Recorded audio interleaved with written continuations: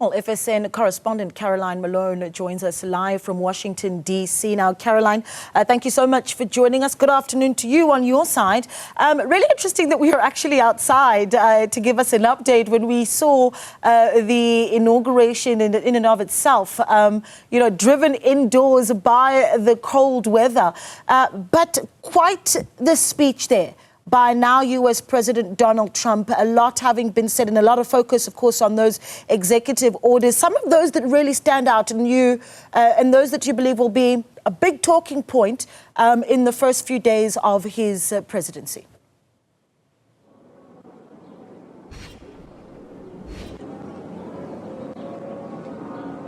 Well, absolutely. And in Donald Trump's first speech as President of the United States again, he's talked about a revolution of common sense. He's talked about getting right back to work to fix what he sees as the problems with the United States. Among those problems, he highlighted a national energy crisis and has promised to drill, baby, drill. That's the famous phrase we've heard from him before. And actually, that is something that has resonated with many of his supporters, some of whom I've spoken to out on the streets of Washington, D.C. on Monday today. Some of them saying, they are concerned about energy prices. They're paying far too much, they say, for gas. They're paying far too much even for groceries, and they think that the cost of energy is a big part of that, and they are pleased basically to hear that President Donald Trump will be tackling that as part of a matter of urgency. We've also heard from President Trump that he will be looking at border security, that being a priority for him, something he pledged throughout his campaign. But we can expect that there could be some extreme actions taken potentially as soon as Monday, deportations going ahead, raids going ahead, trying to find people who don't have the right immigration status, who don't have the right paperwork, potentially acted as soon as Monday and being forced to leave the country. We'll have to wait and see exactly what happens there. But yes, border security is absolutely something that President Trump has promised to act upon. And certainly from his supporters in downtown D.C., they are happy. They are delighted that he's back in power. Many people have come from across the country.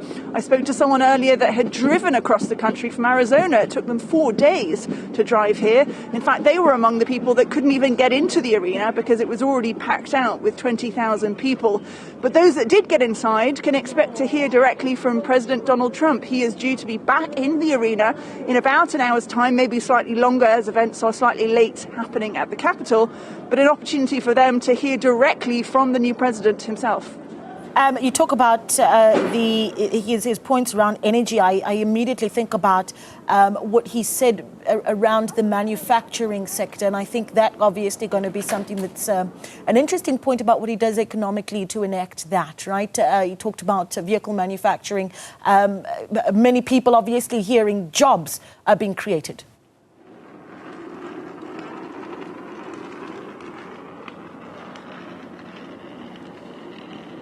Yes, absolutely. That's another point that is definitely resonating with people. And manufacturing as well. Donald Trump, as we expected in the second time round as president, is looking at a more American-centric point of view, more protectionist even. But also he has threatened to introduce a lot of tariffs on other countries on imports into the United States.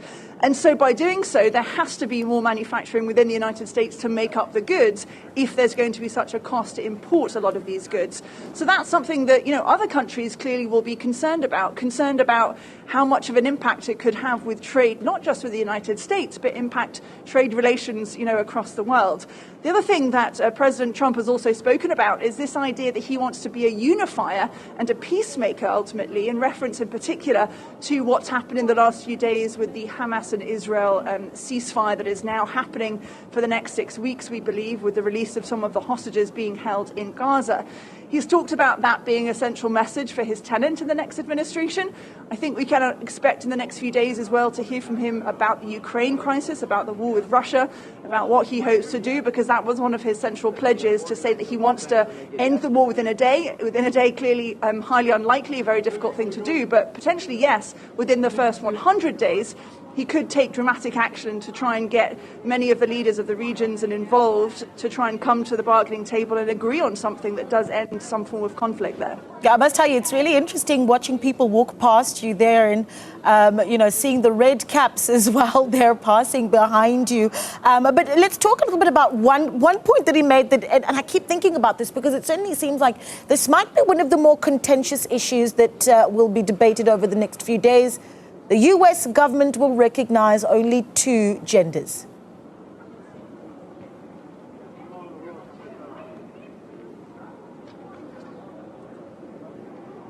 Yes, absolutely. That's something that has been, talked about and very controversially for many months. There is in particular an issue that is central to that, and that is transgender people taking part in different sports, and in particular what that might impact for women's sports. So that's something that a lot of people, particularly Republicans, have been concerned about and interested in having President Donald Trump weigh in on that.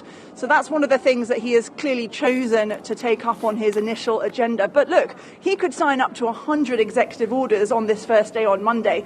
So there could be a number of wide-ranging issues that he decides to put onto his table, that he decides to take action on, not least of which, would impact potentially most people living in the United States, but also other people around the world. Yeah, thank you so much. Caroline Malone, the FSN correspondent, giving us an update on what we've seen come out of now. And once again, President of the United States, Donald Trump's inauguration speech just over an hour ago.